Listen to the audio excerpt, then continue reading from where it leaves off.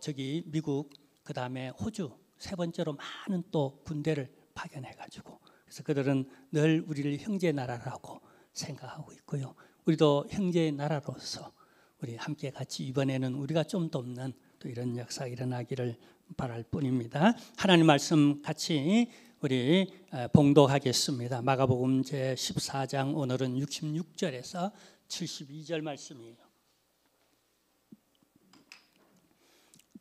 66절부터 72절 말씀 교독합니다.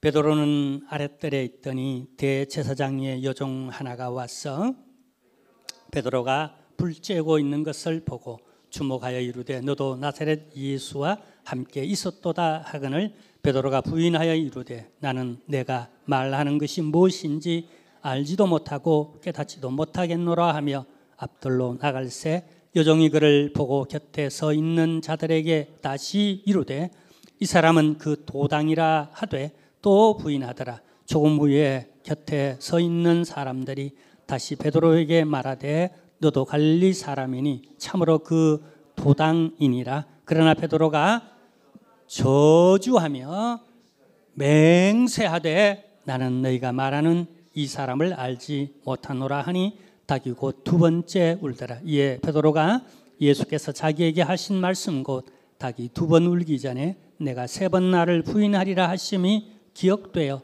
그 일을 생각하고 울었더라. 아멘.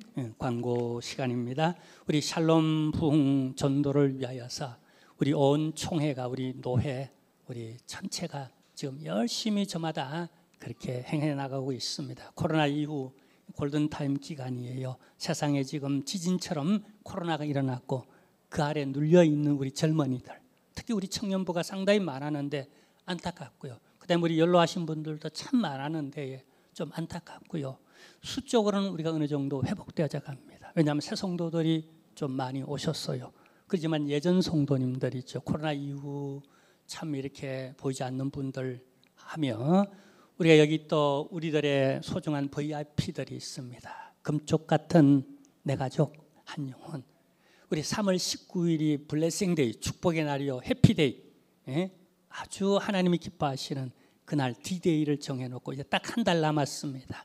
3월 19일 날 오늘은 이제 선물이 나갈 겁니다. 꼭 전달해 주십시오. 제가 발라보니까요 아주 제 손이 지금 매끈매끈합니다. 이렇게 손 크림 있죠?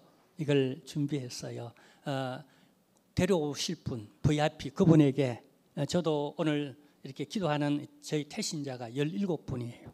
그 가운데 한 분을 누구에게 줄까 싶어서, 누구를 초청하고 누구를 줄까 싶어서 먼저 한 영혼에게 이번 기회에 집중하기 위해서, 한 달 동안 집중하기 위해서 그렇게 저도 하나 받아가지고 그분에게 직접 전달하려고 그럽니다. 만나서 전달하려고 합니다. 여러분 다 아마 선물이 준비되어져 있어요. 그걸 뭐라 그러죠? 전달 사고, 배달 사고 나면 안 됩니다.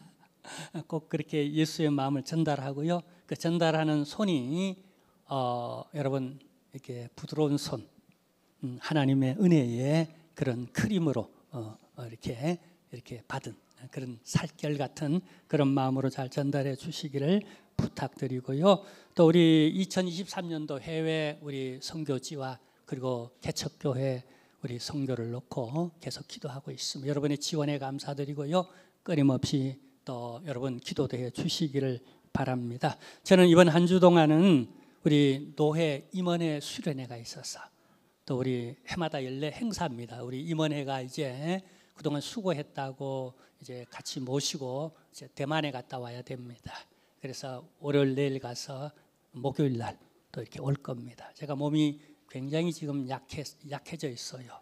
그래서 지금 코로나 후유증인지 어떻게 했는지 그냥 진액이 다 빠져가지고 제가 지금 스테로이드를 먹고 있어요. 한 달째 먹었는데 그래서 이제 지난 금요일부터는 이제 아침, 점심, 저녁 먹다가 아침, 저녁만 먹게 되어졌습니다. 할렐루야. 그래서 제가 이번 주가 너무 기뻐요. 그 하나를 줄이게 되어져서 여러분 기도해 줘서 감사하고요. 또 계속 기도 부탁드립니다. 금방 회복될 거예요. 아멘. 예.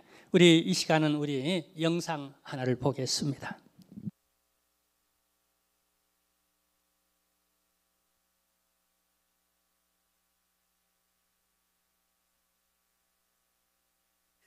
제가 봤던 기독교는 몇 가지 특징이 있었습니다. 제가 하나님을 믿기 전에 일단 첫 번째 이기적이었습니다. 왜냐하면 다른 종교는 서로를 인정하는데 기독교는 유독 다른 종교를 인정하지 않는 거예요. 그 모습을 보면서 야, 정말 저 사람들 이기적이다 라는 생각이 처음에 딱 들었습니다. 그 다음에 또 하나는 뭐냐면 서로 사랑하라고 얘기하는데 자신들이 사랑하지 않는 거예요. 서로 용서하라고 얘기하면서 용서하지 않는 거예요. 제가 그 모습을 보면서 저 기독교인들 좀 이상하다. 제가 하나님을 믿기 전에 기독교를 바라봤던 생각은 모든 인간이 죽고 또 인간이 살아가면서 어려움을 당연히 겪기 때문에 연약한 인간이 어떤 종교 하나를 갖고 있는 것은 나쁘지 않다. 힘들 때 의지한다. 그래서 도움을 받는다면 그거 나쁜 거 아니다라는 생각이 들었습니다. 하지만 절대 종교에 빠지면 안 된다. 하나님을 믿으려면 적당하게 믿어야지 절대 종교에 빠져서 이상한 행동하고 그러면 안 된다. 저에게는 항상 누군가 나에게 하나님을 믿으려고 할 때 풀리지 않는 두 가지가 하나가 있었어요. 첫 번째는 모든 인간이 죽는다는 사실이에요. 나도 분명히 죽을 텐데 죽은 이후에 진짜 뭔가 있을까 없을까? 죽어서 아무것도 없으면 괜찮은데 죽었는데 뭐야 기독교 진짜였어? 이러면 어떡하지? 여기에 대한 확신이 제가 없는 거예요. 또 하나는 뭐냐면 과학적으로 설명할 수 없는 영적인 존재인 하나님 도저히 믿어지지 않아요. 하나도 믿어지지가 않았어요. 똑같이 과학적으로 설명할 수 없는 영적인 존재인 귀신,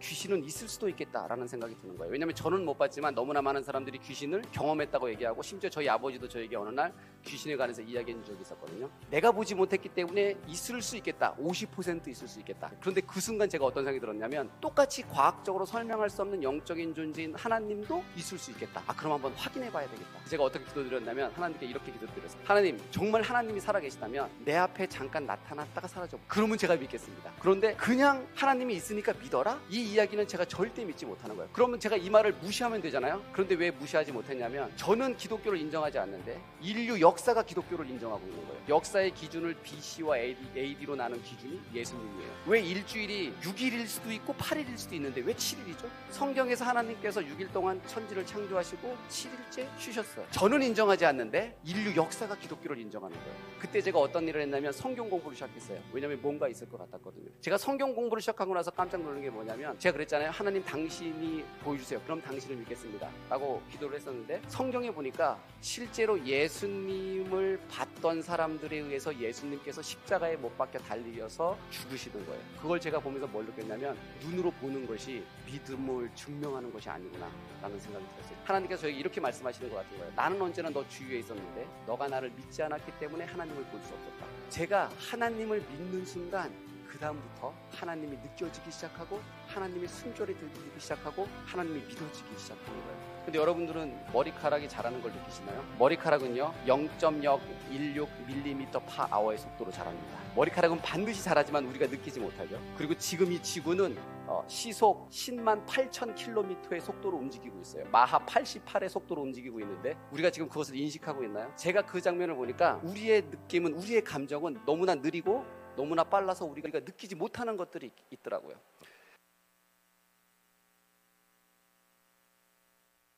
할렐루야. 이 영상을 우리 여러분들에게 우리 교회 등록되어 있는 성도님들 우리 또 이렇게 카톡 연결되시는 분들에게 다 전달할 겁니다. 또 그리고 여러분들은 우리 이 가족들에게 우리 꼭 전달해 주시기를 부탁합니다. 이 시간 서로 좀 인사를 나눌까요? 이청도 우리 하나님이 당신을 되게 사랑하십니다라고 우리 서로 이렇게 인사할까요?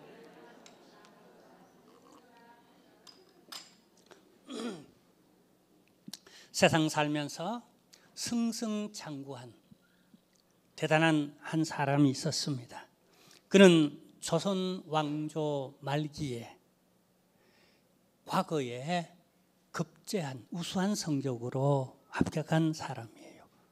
근데 그는 이 과거에 합격하기 이전에 이미 우리 구한말에 우리 대부분의 사람들은 참 눈을 제대로 그냥 뜨지 못해 깜깜한 세계 정세를 그렇게 보내고 있었는데 근데 이 사람은 특이하게도 세상에 대한 눈을 빨리 떴어요.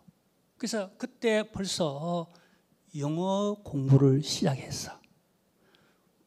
여러분 이 조선 말기에 이 사람이 그래서 영어로 미국 사람들과 가까이 하면서 친미 우리 중심의 핵심 인물이 되어졌어요.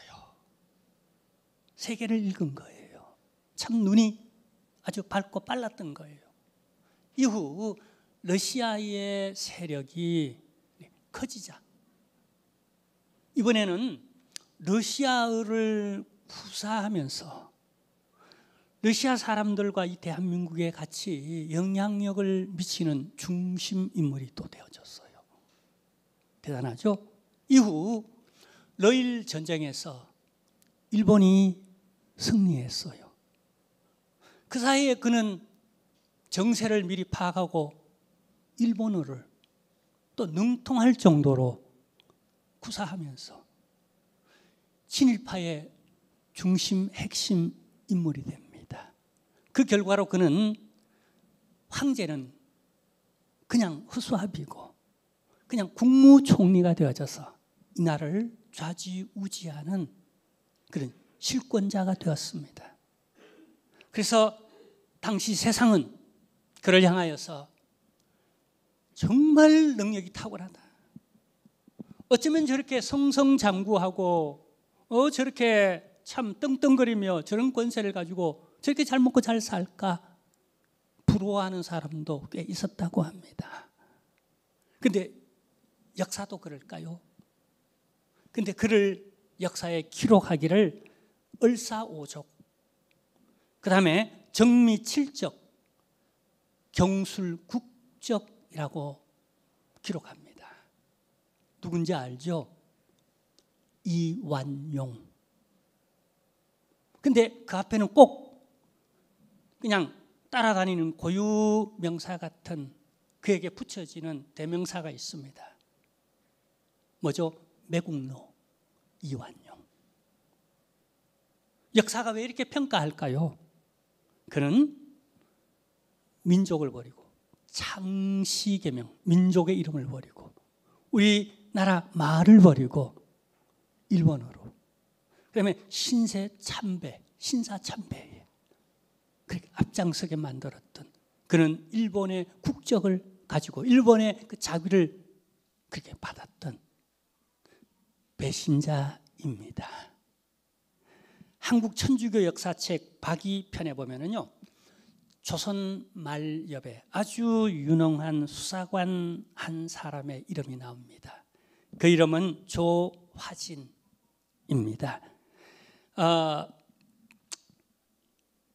당시 아주 탁월한 수사관으로 인정받고 승진되어지고 영향력을 끼치던 존경까지 했어요. 근데 그가 어떻게 했는가?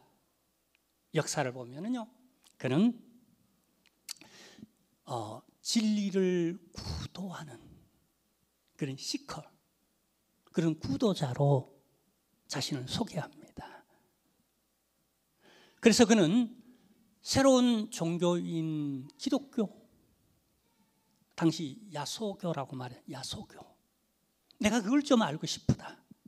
온 동네 방네 그냥 여러 지역을 쏘다니면서 나 이 구도자니까 나 새로운 그 문물과 새로운 종교인 그 야소교를 내가 믿고 싶으니까 나를 좀 그런 사람들을 좀 소개해 달라고.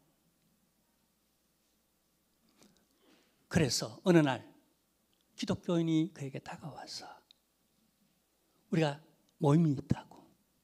그래서 이 조화진이라는 이 수사관은 말하기를 내가 정말로 성경 공부를 하고 싶으니까 그 모임에 나를 좀 데려달라. 그래서 그 모임에 데려왔어요. 그는 열심히 늘 앞장서서 배우고 또 열심히 그냥 배우려고 그렇게 했어요. 그자 시간이 지나자 그는 소문이 났습니다. 신실한 기독교인이다. 정말로 예수님을 배우고 성경을 배우려고 하는 참 제자다. 이렇게 인정받을 즈음에 그는 어떻게 해요?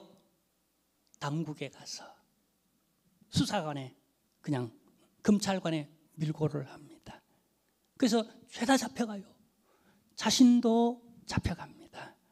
그런데 몰래 뒷문으로 그는 빠져나옵니다. 그리고는 또 소문냅니다. 나는 신실한 기독교인인데 어디 성경 공부하는 데 없느냐라고. 나는 누구도 알고 누구도 알고 누구도 안다라고. 이렇게 신실한 사람들도 내가 알고 있다라고. 그리고는 또 다른 모임에 가서 어느 정도 익숙해지고 사람들이 다 모였다 싶으면 또 밀고를 하고 자기는 슬쩍 빠져나오고, 그래서 1798년과 1999년 2해 동안에 이 조하진 때문에 붙잡혀서 순교를 당한, 죽음을 당한 성도가 100명이라고 합니다. 고초를 당한 사람들은 말할 것도 없고요. 그래서 천주교 역사에서 이렇게 기록합니다. 그는 한국의 원조 가롯 유다였다라고. 여러분 어떻게 느껴집니까? 자, 우리 구약성경 사무엘 하에 보면은요, 아히도벨이라고 하는 사람이 나옵니다.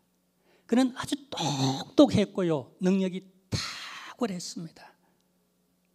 그래서 다윗이 그를 불러다가 키워주며 늘 가까이 하고 그의 친구 삼고, 그리고 그의 책사, 모사, 책사로 그를 삼습니다. 그리고 아끼고 사랑하고 정말 친구처럼 그렇게 사랑하고 잘 대우를 했습니다. 근데 어떻게 됐을까요? 역사에는 이렇게 기록해요. 다윗의 말년에, 여러분 달도 차면은 기울어진다는 말이 있죠. 정세에 빨랐어요. 머리가 너무 탁월했어요.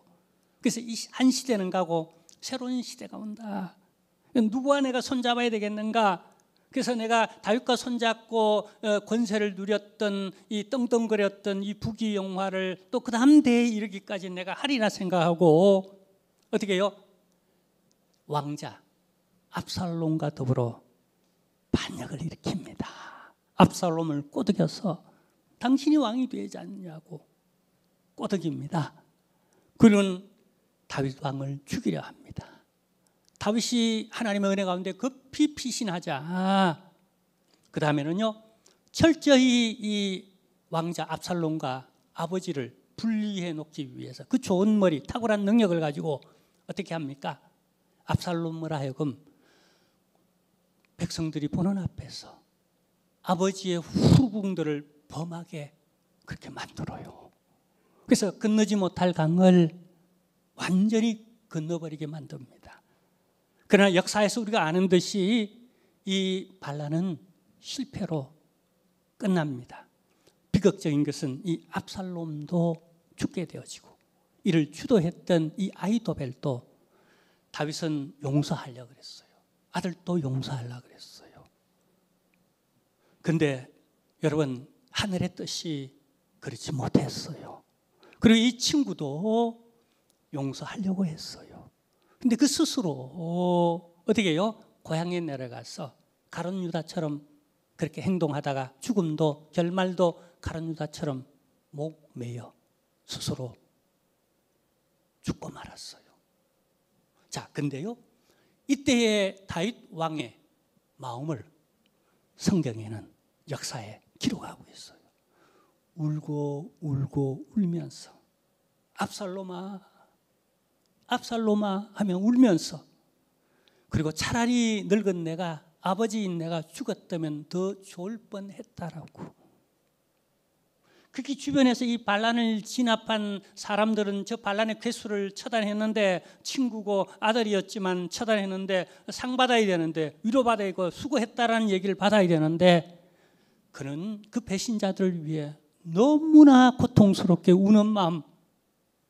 근데 이 우는 마음이 누구의 마음인지 아세요? 한번 따라 할까요? 예수 그리스도. 예수 그리스도. 예수 그리스도. 오늘 성경 본문의 내용은 여러분 단순히 역사, 어떤 기록된 문자, 말을, 사건을 전달하는 데 의미가 있는 게 아니라 이때 예수님의 마음, 배반자이지만은 다 버리고 도망갔지만은 그래도 그들을 위하여 죽기까지 십자가를 지시며 끝까지 그들을 세워주시는, 일으키시는 예수 그리스도. 그래서 다윗의 결말이 여러분 비극적으로 끝났다면 이 예수 그리스도의 결말은 희극적으로 세워지는 역사라는 거예요. 우리 인간의 역사는 결국 비극적으로 내리막길을 치닫지만, 다리 차서 기울어져 가고 있지만, 그러나 하나님의 역사는 그 가운데서 다시 회복시키시고 치유하시고 다시 일으키는 이런 놀라운 복음의 은혜가 있는 줄로 믿습니다. 자, 우리가 지난주에 어떤 말씀을 보았죠?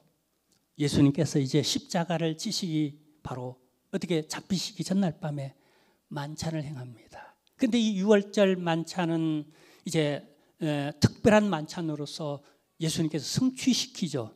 뭘로 성취시킵니까? 친히 유월절 만찬의 희생양이 되어서, 자, 내 살인이라 먹어. 내가 사랑해.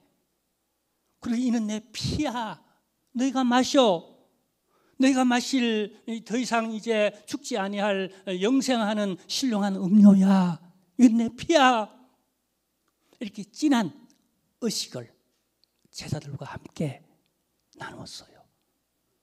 여러분, 슬프기도 한, 참 우울하기도 한, 죽는데요, 그런 밤이기도 하지만은 합일되어지는, 신비한 연합을 이루어지는, 야, 우리는 한 운명 공동체야. 네가 따로 있고 내가 따로 있는 게 아니야. 이제는 우리는 예수님 안에서 함께 피를 나누고 살을 나누고, 그 예수님은 우리 살이야. 우리 피가 피, 금쪽 같은 이제는 우리는 한 가족이 되어져서 이런 의미를 상징하는 그런 정말 친밀한 사랑의 은혜의 가족 모임이었습니다. 신령한 가족 모임이었어요. 근데 그 결말에 예수님은 아주 깜짝 놀랄 만한 이 분위기에 찬물을 더 확 그냥 쏟아붓는 듯한 말을 합니다. 그 말이 무슨 말인지 아세요? 우리 예수님께서 친히 하시는 말씀을 우리 함께 들어보도록 하겠습니다. 27절입니다. 예수께서 제자들에게 이르시되 너희가 다 나를 버리리라. 이는 기록된 바 내가 목자를 치리니 양들이 흩어지리라 하였음이니라. 자, 여기 보니까요, 너희가 다 나를 치리라, 버리리라. 한두 사람이 아닌 모든 여기 있는 그토록 친밀한 교제를 했던 한 운명, 한 가족이라고 생각했던 사랑의 배신이 처절하게 일어날 것을 그렇게 말씀해요. 근데 제자들로서는 여러분 얼마나 황당합니까? 조금 전에 예수님의 피로, 예수님의 살로 혈맹을 나누었는데, 혈맹 관계가 됐는데, 혈연 관계가 되고 이제는 몸을 나누었고 이제 혈육이 되어졌는데, 아니 이 기운이 채 가시기도 전에 그 밤에 다 버리고 도망한대요. 배신을 그렇게 때린대요. 여러분, 사람이 겪는 감정 가운데에 가장 외로운 감정, 참 굉장히 나를 외롭게 하는 감정이 뭐죠? 내가 사랑하고 그럴 수 없는 친구로부터 혹은 가족으로부터 내가 배신당할 때. 그래서 이혼은 엄청난 스트레스 지수 가운데 그게 이혼이 엄청 크대요. 그리고 배우자가 죽잖아요. 배신감이 가장 크대요. 나 혼자 남겨놓고 지 혼자 죽으면 난 어떡하라고? 저렇게 훌쩍 영원히 떠나면 난 어떡하라고? 끝까지 살아남아 자식들 책임지고 나 책임져 줘야지. 아니 왜 평생 그렇게 같이 해로하도록 살자고 언약해놓고 왜 먼저 가? 이런 외로운 마음. 근데 예수님 마음은 어떨까요? 다 버리고 도망가 버리는 홀로 고독한 마음, 그 배신감. 예수님 이 마음을 어떻게 달랠까요? 그런데 제자들, 이 말씀을 하자 제자들 가운데 베드로가 났습니다. 뭐라고 말할까요? 성경에 보면은요, 29절에 보면은요, 이렇게 말합니다. 베드로가 여짜오되 다 버릴지라도 나는 그렇지 않겠나이다. 우리는 이라고 왜 말 못할까요? 사실 다른 사람은 베드로가 보기에도 자신이 없었던 모양이에요. 아마 저 말은 다른 사람들에게 적용되어지는, 그래 잘 들어 너희들 잘 들어, 그렇지만 나는 아니야, 저기 믿음 없는 보이는 저 가룟 유다 잘 들어, 또 제일 어린 요한도 제일 어리니까 너 잘 들어, 내 동생이니까 베드로 안드레 너 잘 들어. 나는 안 그렇다는 거예요. 나는 열애시키고 싶어요. 이런 배신의 자리. 나는 열애이고 싶어요. 자, 근데 예수님은, 여러분 이 말에 예수님은 더 구체적으로 나아가 말씀합니다. 이게 예수님의 고집입니다. 예수님 고집 세요. 우리 인간이 못당합니다. 우리 인간이 아무리 고집 세워도 인간이 70세, 100세를 산다도 그 연수밖에 안 되는데, 하나님의 고집은 한마디로 이렇게 표현할 수 있어요. 한번 따라해 볼까요? 영원. 하나님의 고집은 영원이에요. 누가 감당해요? 못 이겨요. 아예 그냥 그리고 그렇게 맞습니다. 옳소이다. 당신의 말씀이 옳소이다. 어쩌면 그게 최선일 수 있어요. 근데 베드로는 그러고 싶지 않는 거예요. 그 배신과 나는 사나이의 의리로서, 우린 친구인데, 여러분 예전 친구 영화 있죠, 그죠? 그 부산 앞바다에서 물장구 치며 중막 고우들이 서로 그냥 보트 타며, 그냥 그 주부 보트 타면서 그냥 바닷가에 놀면서 결의합니다. 야, 우리 친구다, 우리 평생 우리 같이 친구로 가는 거야. 우리끼리 절대 배반하면 안 돼. 근데 나중에 어떻게 하죠? 친구에 의하여서 죽이고 죽고 그런 결말을 보여주잖아요. 그래서 의리가 뭔지, 이 대한민국 사나이들의 의리가 뭔지, 우리 정서에서 의리가 뭔지를 보여주고, 그게 얼마나 물거품인지도 현실 앞에서 얼마나 연약한지도 보여주고 있습니다. 자, 그러자 예수님이 이렇게 말합니다. 여기 30절 함께 보겠습니다. 30절입니다. 여기 예수께서 이르시되 내가 진실로 내게 이르노니 오늘 이 밤 닭이 2번 울기 전에 내가 3번 나를 부인하리라. 아주 구체적으로 얘기해 줍니다. 그냥 두루 간접적으로 이렇게 얘기하면 네 알겠습니다라고 알아들으면 괜찮은데, 우리 인간이 다 좀 우준합니다. 구체적으로 얘기합니다. 야, 이 밤 닭 많이도 울지 않아. 그냥 초종치고 재종치듯이 닭이 그냥 2번 울기 전에, 부인은 몇 번 한다고요? 3번 부인한다. 쭉 오늘 말씀을 보면요, 부인도요, 이게 두 번째는요 어떻게 하죠? 욕하며 그냥 부인합니다. 저주하며 부인해요. 저주. 그다음에 3번째는요 맹세해가면서 부인해요. 맹세해가면서. 참 여러분 이렇게 대조적이죠? 대조적이죠? 자, 보세요. 왜 대조적인가? 자, 이 예수님의 말씀에 그래도 베드로는 설득당하려 하지 않습니다. 긍정하려 하지 않습니다. 한번 자기가 내어놓은 의견, 그 의견은 끝까지 초지일관으로 갖다 막 밀어붙이는 겁니다. 이거 먹으려고 그러는 거예요. 그게 예수님이든 누구든 내 자존심이 있기 때문에, 여러 사람들도 한 말이 있기 때문에 그걸 관철시키고 싶은 그런 마음이 누구에게나 있고 그렇습니다. 얼마나 인간이 우준합니까? 전지하신 우리 하나님 앞에서도 내가 아는 척 한다는 게 얼마나 부질없는 일입니까? 자, 보세요. 여기 베드로가 이 예수님의 말에 어떻게 대꾸하는지 우리 한번 보도록 하겠습니다. 31절입니다. 베드로가 어떻게 해요? 힘있게 말하네. 힘있게 말했다는 건 뭐죠? 그냥 내 주장을, 내 의견을 더 크게 강력하게 그냥 힘을 다하여 그냥 외치는 겁니다. 뭐라고요? 내가 주와 함께 죽을지언정. 대단하죠? 주를 부인하지 않겠나이다 하고, 그 다음에요 모든 제자들도 이와 같이 말하니라. 자, 여기 보세요. 여기 보니까 죽을지언정. 여러분, 이 심정, 베드로의 이 말이 진실일까요? 사기일까요? 가짜일까요? 여러분이 지금 고백하고 있는 고백이 주님 사랑합니다. 정말 죽도록 사랑합니다. 그래서 주를 위해 내 생을 드리겠나이다. 주님의 것이오니, 주님의 소유오니, 주님 뜻대로 사용하옵시고 뜻이 하늘에서 이루어진 것처럼 이 땅 위에 이루어지는 일에 나를 철저히 도구로만 사용해 주옵소서. 우리가 은혜될 때 진심으로 내 마음에 이런 고백을 하잖아요. 근데 이게 진실일까요? 베드로의 이 고백은 진실이나요? 그럼 아니나요? 진실이에요. 진실입니다. 정말 사나이 대장부고 의리 있는 사람이에요. 근데 우리 인간의 연약함을 보세요. 과연 이게 진실일까요?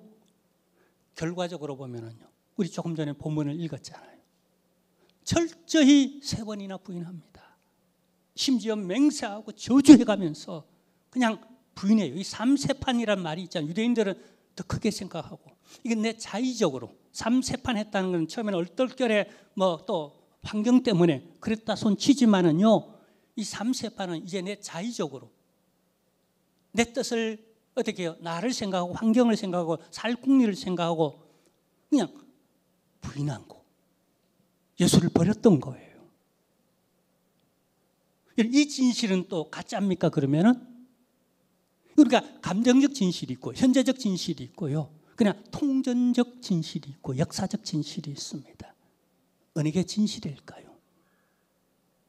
그래서 우리는 현재적 나의 진실조차도 우리는 진실로 여러분 생각하면 그 이제 진실을 보장치 못하는 우린 연약함을 갖고 있어요.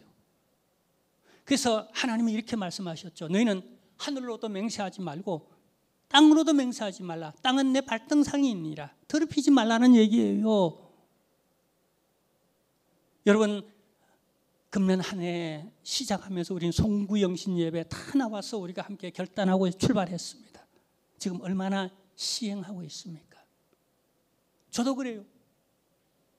정말 진실하게 고백하며 결단하고 기도하며 출발했지만은 못 지킬 일이 습관적으로 그냥 계속 그래서 죄도 짓고 죄송하지만 또 그 다음에 그 실천 못하는 그 허다하게 많아요. 그럼 그 진실은 어디 갔나요? 그걸 진실이라고 사실 말할 수 있나요? 이 베드로의 고백을 보세요. 힘있게 부정합니다. 주님의 말씀이지만, 그리고 주와 함께 죽을지언정 부인하지 않겠다고 말을 합니다. 이제 다시 묻습니다. 이게 진실이나요? 자신 없잖아요. 그래서 우리는 겸손해야 돼요. 그리고 그분의 말씀을 고스란히 지금 내가 그렇지 않다라고 생각할지라도, 그게 느껴지지 않을지라도 주님의 말씀은 절대적으로 옳소이다라고 저 수르보니게 여인이 그렇게 고백했던 것처럼 그게 우리의 믿음이에요. 근데 여기 보세요. 그러면은요, 중요한 말이 있습니다. 그러면 이 배반한 베드로가 오늘 여러분 이 본문 말씀의 주제일까요? 모든 제자들이 예수를 그냥 부인했다, 이게 주제일까요?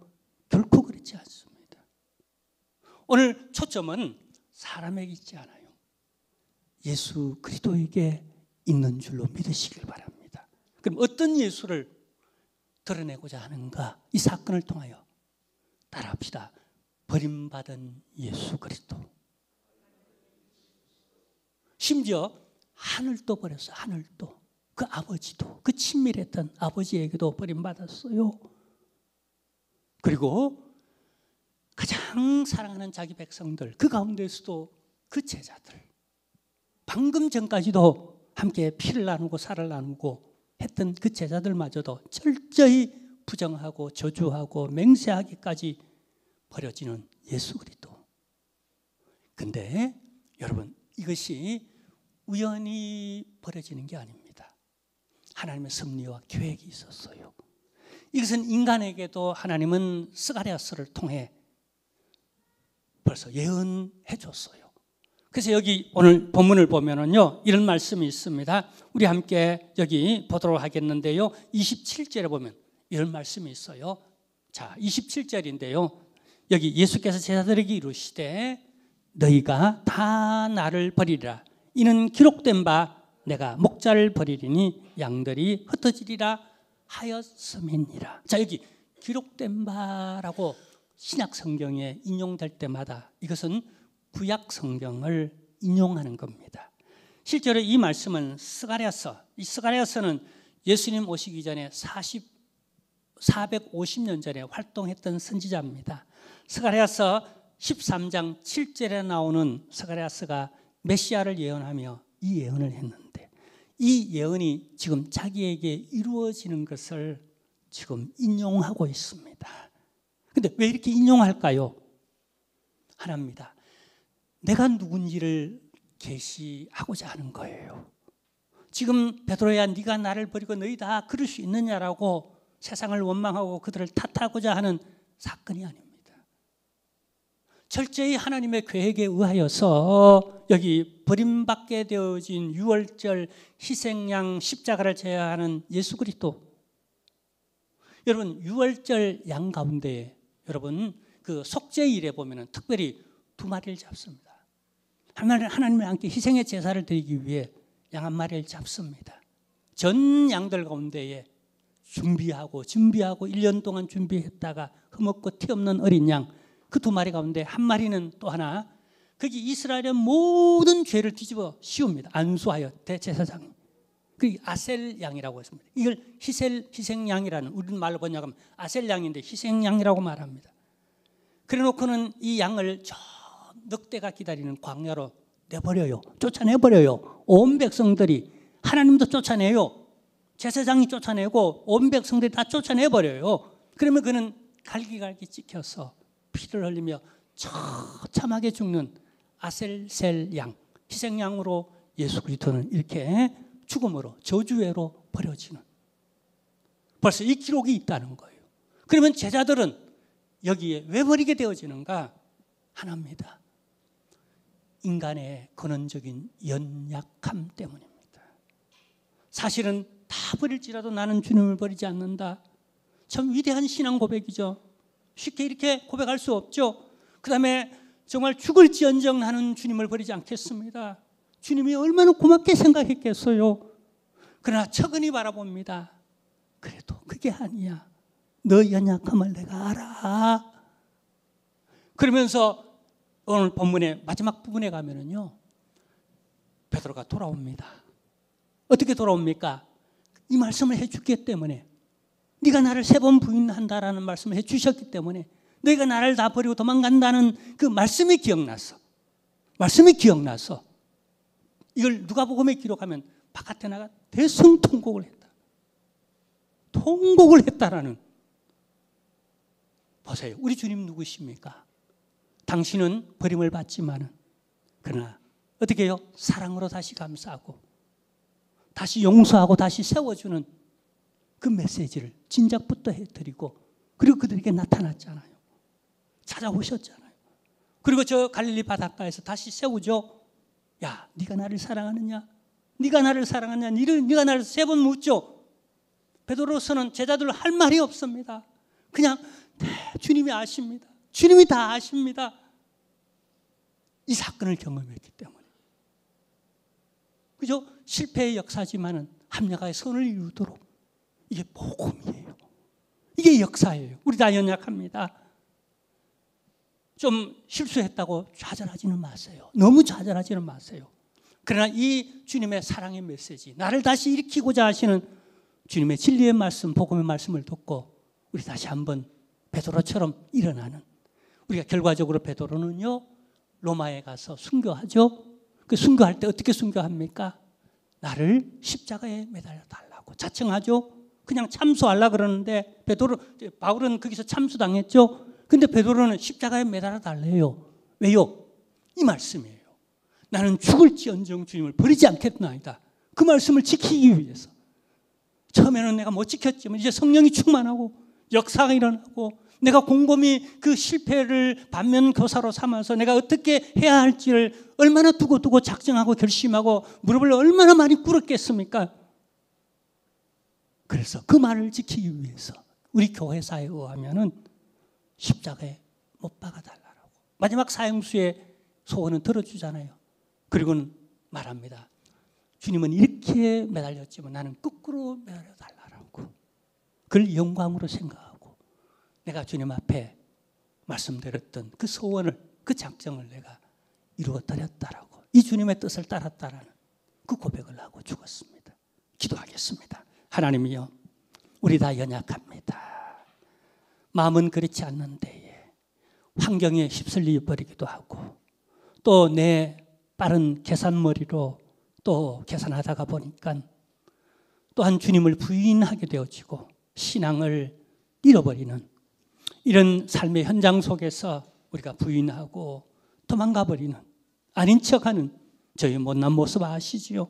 그러나 주님의 말씀, 복음이 하나님이 기억되는 순간이 있도록 성령께서 감화 감동시고 역사하여 오시고 하나님 쓰러진 자, 낭망한 자, 실패한 자를 다시 일으켜 세우시는 하나님의 은혜를 믿습니다.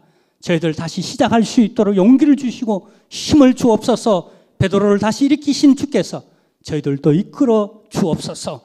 예수님의 이름으로 기도하옵나이다. 아멘. 할렐루야. 이 시간 우리 다 같이 일어나